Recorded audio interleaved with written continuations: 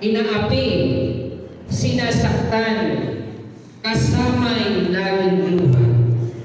Marahil nga ay di kami ang tanging pinagpala ng may lalang dito sa balat ng lupa. Sino mapalad? Sino ang kaawa-awa? Kami bang halos ang buhay ay inialay sa bansa? Bagong bayani na ang sandata ay ang luha. Bigyan naman ninyo kami kahit na kunting awa. Mayroon pa bang naghihintay sa mga katulad mo?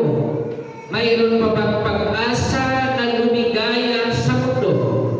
Sana'y huwag nang maulit ang isang katulad ko. Ang sala ng iba'y tinubos ko. Sino mapalad? Sino ang kaawa-awa? Kami bang halos ang buhay ay inialay sa bansa? Bagong bayani na ang sandata ay luha, bigyan naman ninyo kami na kahit kaunting awa. Ang pamagat ng awitin ay kahit kaunting awa. Wow naman, pagkaganda ng awit na inawit ni Nora Ono. Sabi nga natin, mayroong mga nagsasakripisyo in behalf ng mga lumaya. Ano? Yung mga lumaya, mayroong nagsacrifice sa kabilang nila. Sa ating bansa, nagiging puso na at naging palasak na yung salita, kapalit ulo. Ano? Yung mga nagko-construction, pagdating mo yung salita, na kapag gumawa ng tulay, ay mayroong inialay na bata. Ano? Napagkasantahin nyo naman kung gagawin nyo yun. Yung iba, pag gumawa ng bahay, mga barya at nilagay sa haligi. Pwede, naging kanamit sa bukas. Kung tutusin, kasi winawalan ninyo ng action at kabuuan ng pera dahil itinagong ninyo. Ano? May mga tinatawag na pagsasakripisyo. Ano? Ngayong umaga, nais natin tingnan yung pag-ilaw na siyang susi ng pagtatagumpay. Yung matagumpay na pagpasok ni Jesus sa Jerusalem, o mas tinatawag, no? Na mas kilala sa pagdiriwang na tinatawag na linggo ng Palaspas. Ano? Yan yung nagiging familiar. Ano po? At ang simbahan Romano Katoliko, humanga tayo sa kanila. Then binigyan nila ito ng buhay, taon-taon. And it is a great celebration for the Roman Catholic Church, no? Na siya unang nakatat sa buhay ng Kristyanismo. At di naman natin yan kinalimutan. Ano? Kaya lang, yung mga pagdiriwang, gaya ng pinanggit natin, karamihan sa mga pagdiriwang, ano, ay nagiging highly commercialized. It was attracted by businessmen, and it was a great opportunity for them to do business while celebrating a Christian tradition. Nakita niyo ba? Nakita ng mga negosyante ang pagkakataon na sakyan ang mga pagdiriwang ng tradisyong Kristiyano at mga Hudyo upang pagkakitaan. Kaya kita niyo naman ngayon, alamak, hindi lang sa harap ng simbahan, hindi lang sa bayang palengke, iniikot na po sa mga bahay-bahay, naglalago ng mga palaspas, at ang mga palaspas na yun nanggaling na sa simbahan. Because it was believed, and it was believed by the church members na kapag nabautismuhan o nabasbasan yan ng religious leaders nila, ay mayroon niyang ibig sabihin at mayroon niyang dakilang magagawa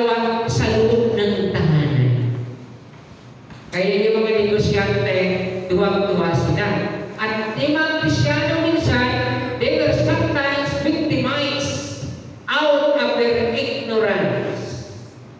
At tayo minsan nabibiktima. Bakit? Ano? Tulad yan, Pasko, bagong taon. Sino di naganda ng Pasko at bagong taon? Pakitaas ang kanan kamay. Seriously. Kita niyo? Lahat tayo naghahanda. Di po ba? Bakit pag birthday naghahanda? Sabi ni Ma'am, "Nak, wala tayong pera eh." Ay, huminig yung anak. "Nanay, narating yung mga double cards." Wow, ay pag-estudyante, inimitahan mo yung mga classmates. Oh, hindi mapapahiya yung magulang. Darating yung mga kaklase, walang papakain. O, siyempre, maghahanda ka. Hindi po ba? Ano? Highly commercialized. Fiestas.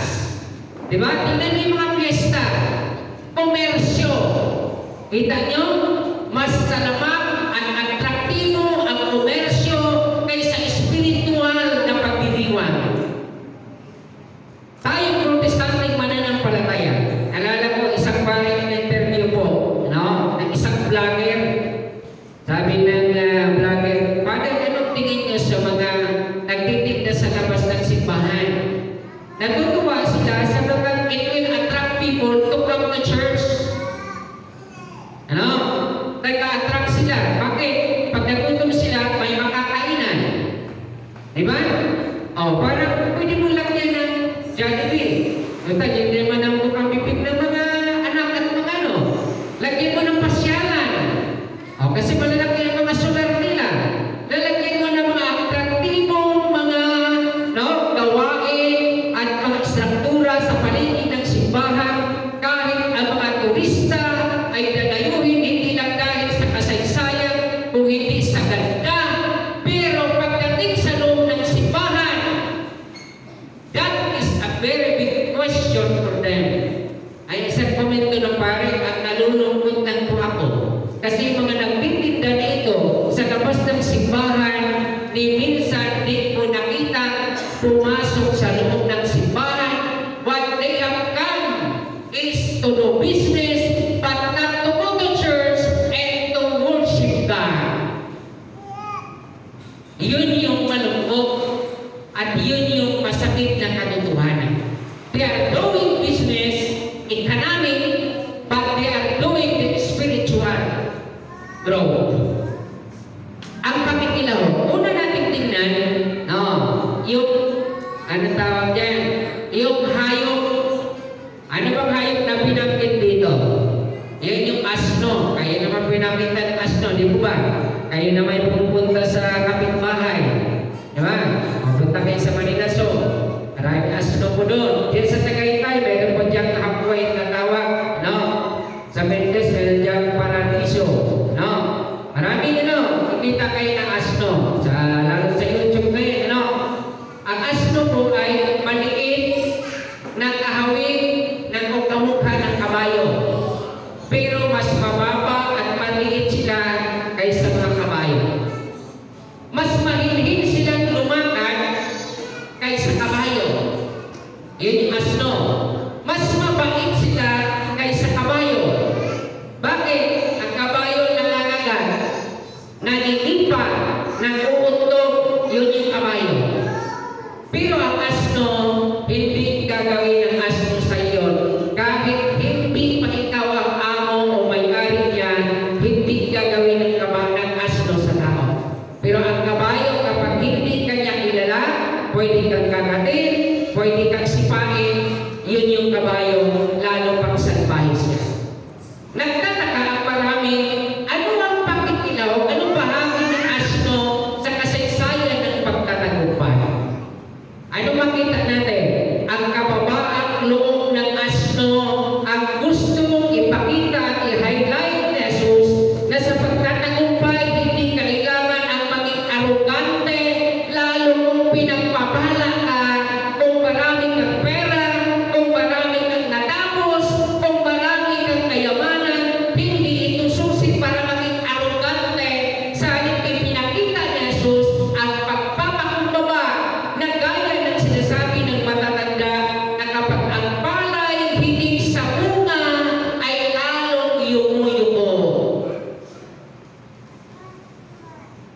Alam niyo po ba ito kasi ng karamihang tao?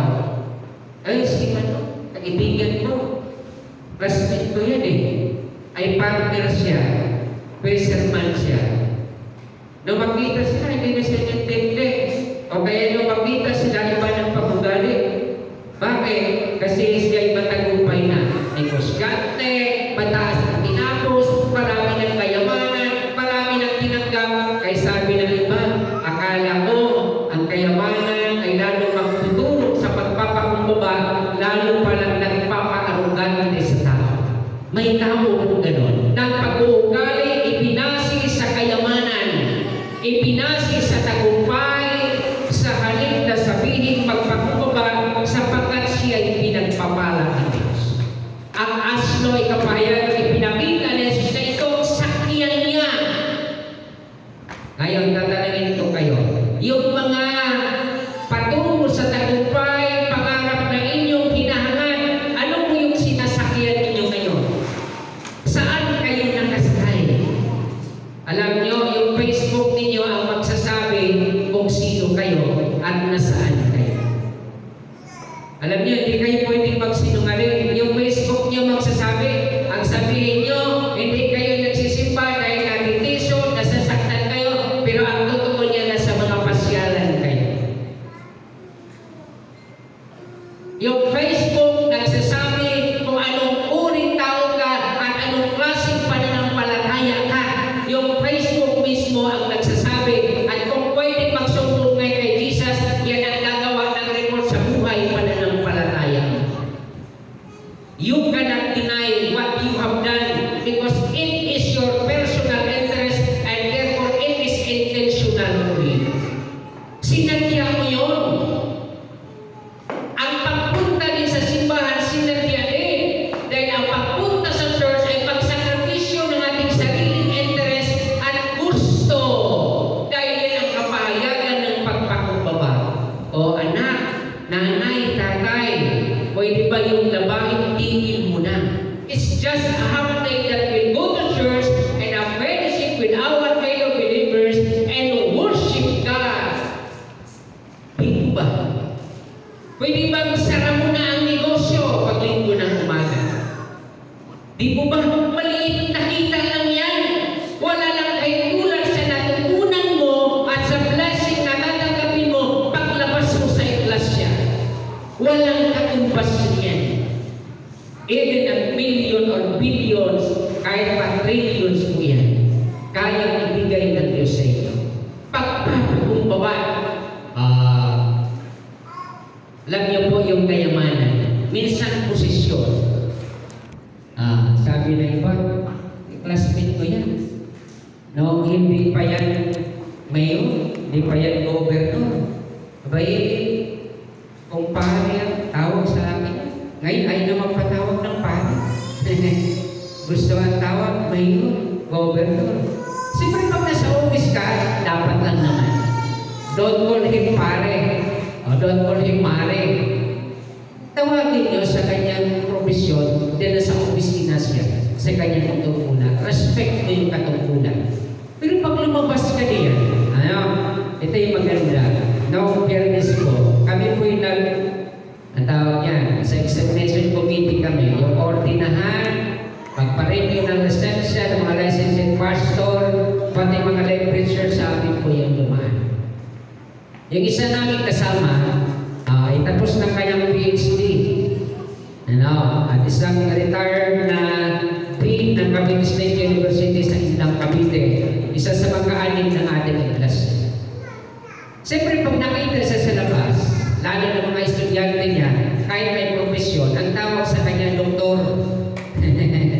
Siyempre, PhD, Doctor in Philosophy. Kaya tawag sa kanya, doktor.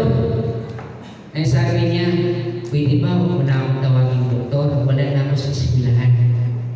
Nung mag-retire kasi ako, pati yung aking titulong PhD, ay sinama ko na sa retirement para pag nakita tayo, tawagin mo na ako sa pangalan. Just call me ate. Sabi niya. Sabi ko, grabe to. Hanga ako dito. PhD, sabi sabi niya, nung magretiro ako, yung PhD, isa na ako na sa pagretiro, para huwag niyo na akong tawagin, doktor. Kasi pag tinawag mo akong doktor, sasabihin ko sa'yo, gagamutin kita. Sabi niya, pag tinawag mo akong doktor, sasabihin ko sa'yo, gagamutin kita. Eh sabi niya, don't call me doctor anymore. I am American, sabi niya. Ang kaamuan. Pangalawang tingnan natin yung palabal, yung mga sanga, yung mga dahon na inilatag ng mga tao sa daanan ni Jesus papasok ng Jerusalem. Historical background. Israel was under Roman Empire. And King Herod was the king of Israel during that time. Ang Jerusalem ay may patong po yan. Walled city po yan. May gwardiya po yan sa mga gate. May mga sundalo po yan ng Roma. Nagtaka ang karamihan paano nakapasok si Jesus. Yun yung pinagtaka nila. Paano nakapasok si Jesus sa loob ng Jerusalem. Nagtaka ang karamihan. At sumisigaw ang mga tao ng Hosana, purihin ang dumarating sa pangalan ng Panginoon. Sa ibang ebanghelyo, sa tatlong ebanghelyo, ay sinabi doon, purihin ang dumarating sa ngalan ni David. Ano ibig sabihin noon? Dumarating ang hari mula sa ninuno ni David na siyang magpapalaya sa bayan ng Israel ayon sa nasusulat. Alam niyo po ang mga Hudyo, it was 1,000 years ago na pinaprapisi nila na Israel ay lumayan na sa pagkasakop at pagkaalipin ng mga dayuhan. It was their dream.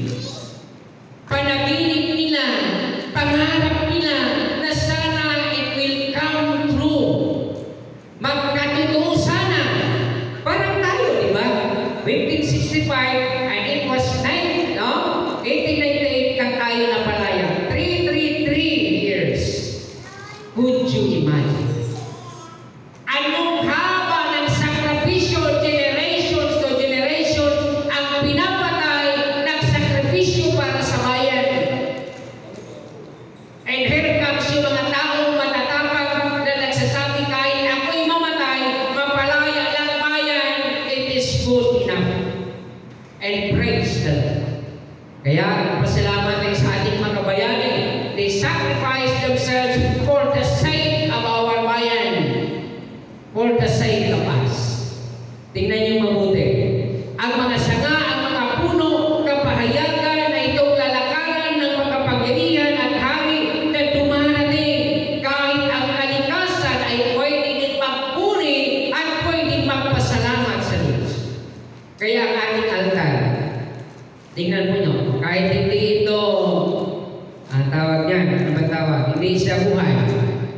Makita niyo sa altar na yung nature o kalikasan ay nandiyan. Bakit? Ano sinabi ni Jesus sa kanyang mga alagad? Kung hindi kayo magpuri, ang mga batong ito ang siyang magpupuri sa Panginoon. What that means? And even the other creation and the rest of creation, they can also praise and worship God, not only human beings. Ang tao kasi dapat ang sumamba at magpuri sa Diyos. Pero the moment na ang tao ay mag-deny at ayaw sumamba at magpuri sa Diyos, ang sinabi ni Jesus, I am warning you. Pwede din silang sumamba. Pwede din silang magpuri kung ayaw ninyo na kayong mga tinubos talaga ng Panginoon sa krus ng Kalbaryo. Gagawin yun ng Panginoon. Di po ba?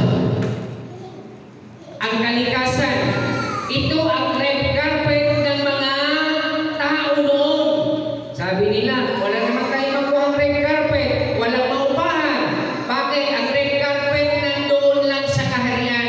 Ilalatag lang yun kapag dumaan ng hari. Sabi nila, hindi natin makuha at hindi natin maagaw yun. Ano expression ng mga tao? Ang mga palabal, sanga, mga dahon, ito na ang kapahayagan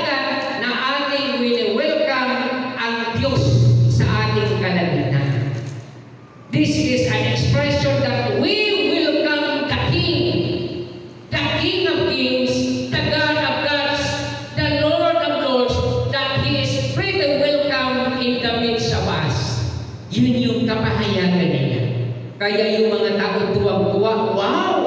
Pwede palang mag-invento ng carpet. Hindi lang pala sila ang marunong. Marunong din tayo. Kaya ngayon also yung DIY. Kita niyo ba? May mga tindahan na talaga na DIY. At pinopromote yan sa mga tao na dapat marunong tayo mag-DIY. Do it yourself. Kaya mo naman eh.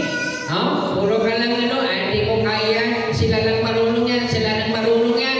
Kasi may mga tao na nagsabi, ako lang marunong ito. Kayo wala kayong alam.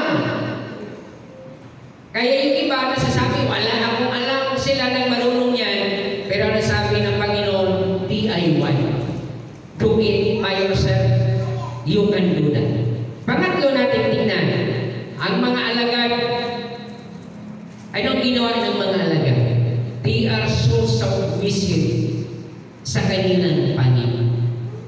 Sabi ng Panginoon, pumunta kayo sa lugar na yan, sa nayon na yan, mayroong nakataling asno, kalagad nyo, kasama ng bisiro. Pag sinita kayo, sabihin nyo, kailangan ito ng Panginoon.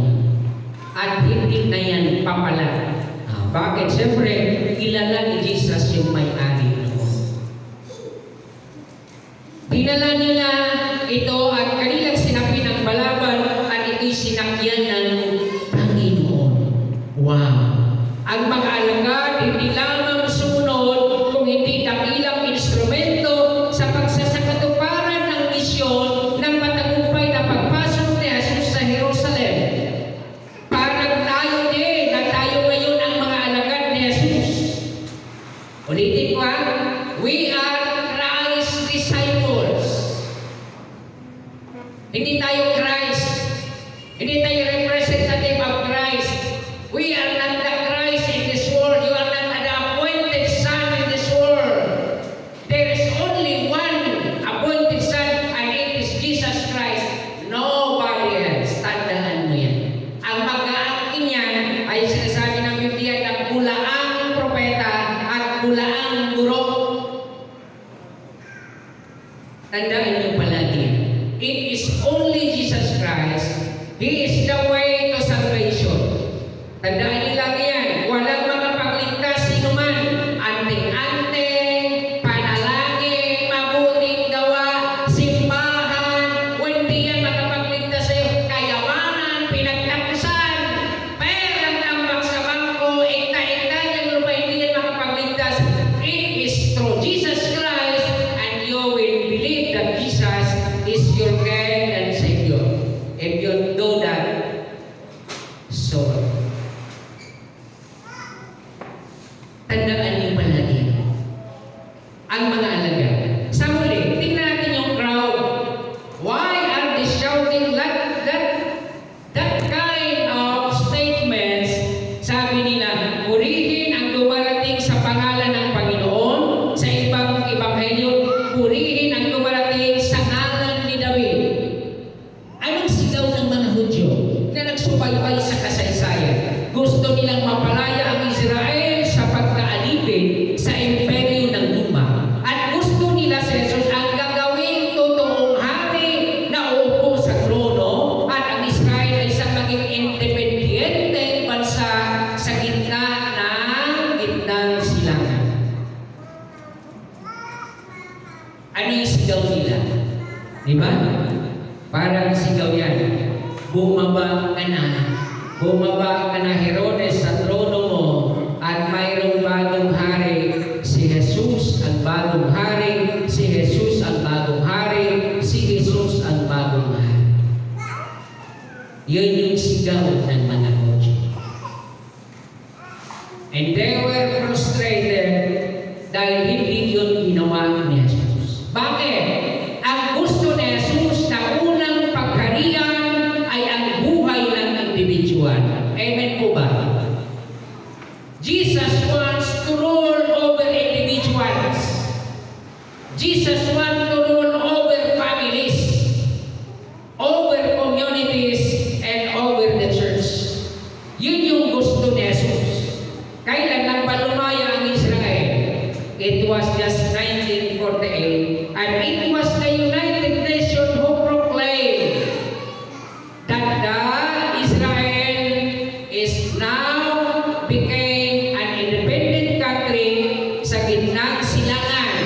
may sarili silang teritoryo o lupa. Hindi na nire-recognize sila na isang bansa, may lupa silang kinaroroonan. Yun yung panahon ng paglaya ng mga Israelita sa anumang pag-alipin, sa anumang pagpupuli sa kanila, at sila isang bansa na sa panahon ngayon. Kaya na, ito yung masakit. Noong naging isang bansa sila at may teritoryo na, ang masakit, pinaligtad na nila ang layunin ng Diyos sa buhay. Sila na ngayon ang namumuli, sila na ngayon ang nang-aalipin, sila na ngayon ang nananakit, pinaligtad na nila ang kasaysayan sa lumang tipan. Kaya ngayon, anong sigaw ng mga Palestine na sa Gaza Strip? Palayain ang Palestinian. Bakit? Ang Gaza Strip ay inilagay pa rin sa kontrol ng pamunuan ng military ng Israel. Hindi na sila makakalaya doon. At ang United Nations, iba ang kayo. Alam nyo, hanga ako sa Secretary General ng United Nations, si Gutierrez, hanga ako sa tapang. Hindi siya nasisinda sa mga representative ng Israel, ng United States at kakamping mga bansa sa kanilang pag-atake sa Gaza Strip, kahit ang mga bata, mga buntis, kababaihan, nagkandamatay na, tuloy pa rin ang atake, walang pakundanan sa pagpatay, walang pakundanan sa pagpapahirap, pagsira ng tahanan, kinabukasan at pangarap ng kabataan ay hindi natitigil. Alam tayo na Secretary General, dinidiretso niya sa kanang analysis, pwede ba itigil na ang digmaan at pag-usapan na ang kapayapaan at igawad ng pagpapalaya.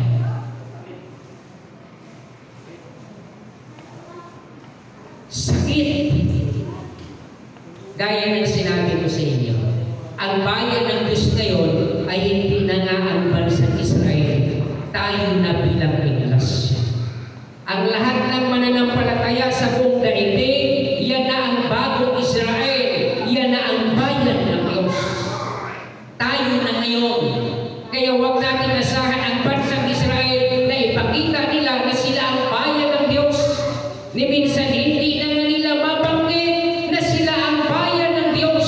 Na hindi nila mabanggit na sila ang nilagay sa gitnang silangan na kapalibot sa iba't ibang mga bansa ng mga Arabo upang maging halimbawa sila at maging example sila sa pananampalataya sa isang Diyos.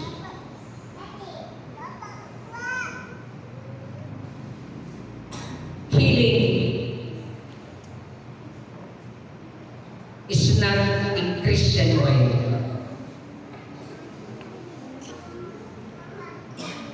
Destroying properties, destroying communities, destroying the ambitions and future of our children is not an activity of the Christian. It is an activity of the demons.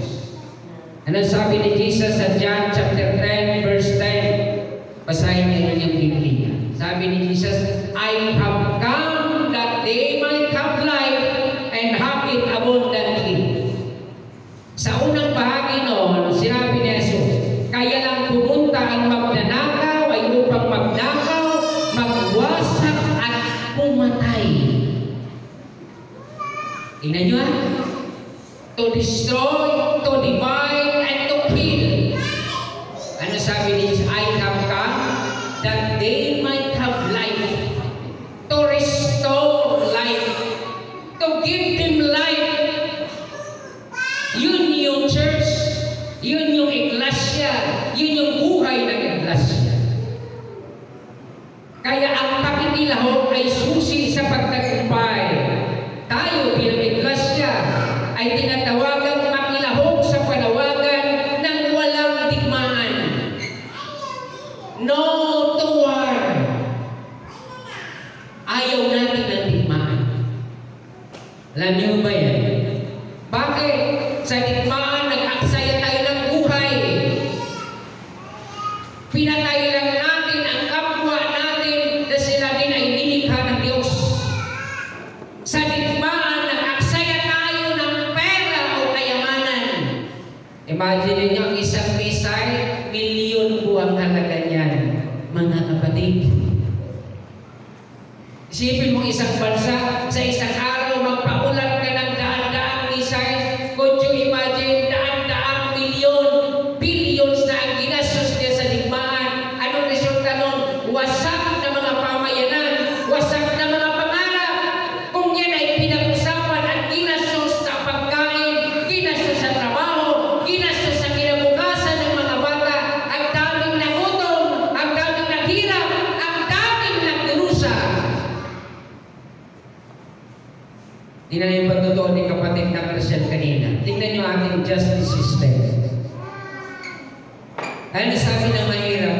Di na kami papalag. Wala naman kaming pera. Wala kaming abogado. At minsan, mayroon na silang mistrust sa mga abogado na binibigay ng ating PAO. Mayroon silang mistrust. Kaya sabi lang, kung may pera, kuha ako ng private lawyer, ang problema ngayon. Totoo po yan. Daming nasa kulungan na hanggang ngayon, hindi pa desisyonan. Ang problema na yan, hanggang ngayon, hindi nila alam kung anong kaso nila. Mayroon pong iba na ikulong hanggang ngayon, wala pang paglilitis. Ilang taon na sa kulungan. Dahil sa sobrang daming nasa kulungan, hindi natin malitis dahil kulang tayo sa mga judges. Kulang tayo sa mga justices natin. Yung iba kasi magulang, ay mali kasi tinuturo sa anak, huwag kang mag-abogado anak, maging sinungaling ka. Bakit naman maging sinungaling mag-abogado? Totoo naman yan, kahit hindi abogado, maraming sinungaling dyan. Ano yung tatawagin yung abogado pag nagsinungaling? Anak, huwag kang mag-abogado, ay matututo ka lang magsinungaling. Hindi yun totoo. Tagapagtanggol sila sa karapatan ng mga tao. Kaya tuloy kaunti ang nag-aabogado. Bakit? Ay maging sinungaling ka. Ay bakit naman yan ang ginagawa natin? Stereotyping sa mga lawyer. Sinungaling. Di naman kung totoo yun. Kahit din naman ang abogado, nagsisinungaling yan. The moment na hindi ka nagsasabi ng totoo, nagsisinungaling ka. At ngayon, abogado ka na din. Dahil nagsisinungaling ka. Kaya umuunti ang kumukuha ng abogasya dahil tinataka natin kapag mag-abogado, magsisinungaling lamang. Di po ba? Kaya unting kumukuha, ay huwag ka ng kursong ganyan lang, pag ganyan kasi, ganyan yan. Huwag ka magsundalo, huwag ka magpulis, kaya saan manistino, mayroong asawa. Hindi naman lahat gayon. Ang daming tapat pa rin sa kanilang asawa, kahit manistino ng malayo, minsan man kahit malapit yan, mayroon talagang hindi nagtatapat. Di po ba? Tingnan nyo ngayon, a lot of broken families, daming sirang pamilya na nandiyan, di naman pulis, di naman sundalo ang asawa. Bakit nawasak yung pamilya? Hindi naman narestino sa malayo. Diyan nga lang kasama lang. Bakit nawasak yung pamilya? Dahil hindi nagsasabi ng totoo. Look at Jesus himself. Ang iglesia, nagtagumpay tayo dahil nagsabi tayo ng totoo sa Diyos sa ating buhay, sa ating kalagayan. Nagsabi tayo ng totoo. Nagtagumpay tayo dahil tayo pinagamit natin ating sarili bilang instrumento sa paglakas at sa paglago ng iglesia, hindi sa paghina ng iglesia. If you are discouraging your fellow members of the church, you are not an instrument of God. Remember that. If you discourage your fellow members not to go to church because of the following reasons, You are not an instrument of God. Remember that. You are not an instrument of God. And it is not God who ruled in your life. Tandaan mo yan, hindi yung Diyos ang namumuno sa sarili mo kapag pinidiscourage mo ang iyong kapwa mo na ng palataya para sumamba at maglingkod sa Diyos. Your task is to encourage them. Your task is to strengthen them. Di mo ba? And yourself be an instrument of God. Sabihin mo sa Diyos, tulad ako ng mga alagad, katulad ako ng mga sumisigaw, husana, purihin ang Panginoon. The church will become a victorious. The church will become a successful. Kung ang bawat isa sa atin ay nagpapagamit at may ministeryong ginagampanan. Ulitin ko ang tanong. At paging sa pagtuloy mo, ito yung itanong mo sa sarili mo. Anong ministeryo na aking ginagampanan? And if there's none, why not ask your pastor? Why not ask the church council? Where do I involve? Saan ako pwedeng makinaw? Anong ministeryo ang pwedeng mong lahukan? Ito ang aking talento. Ito ang spiritual na kaloob. Ito ang aking kayanan. Ito ang aking pinag-aralan.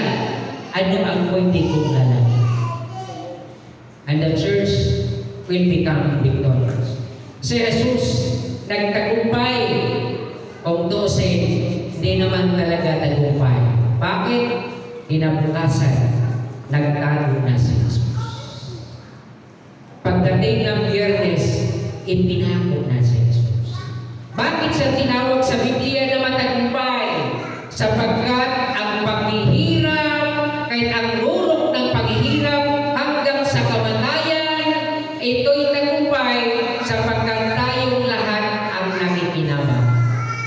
Sabihin ko nga sa katabi mo, tayo ang nakikinabang. It was a victorious one. Even though Jesus was crucified on the cross, we benefited because we gained salvation. Sa ngalan ng Ama, Anak at Espiritu Santo.